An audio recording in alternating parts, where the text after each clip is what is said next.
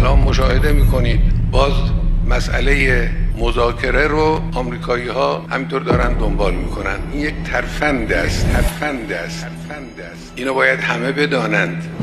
یک سیاستی رو دولت آمریکا در پیش گرفته است و او سیاست فشار حد اکثری به جمهوری اسلامی است.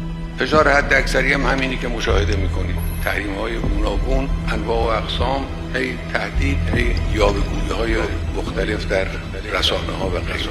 دیگه ببینید فشار حد اکثری اینا رو مجبور کرد که بیان پای میز مذاکره بنشینن.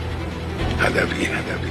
ما در مقابل باید توجه داشته باشیم که اگر دشمن ما توانست اثبات کند که فشار حد اکثری علاج کار ایران است و مؤثر روی ایران است، ایران دیگه روی آسایش هرگز نخواهد. این یک ترفند است.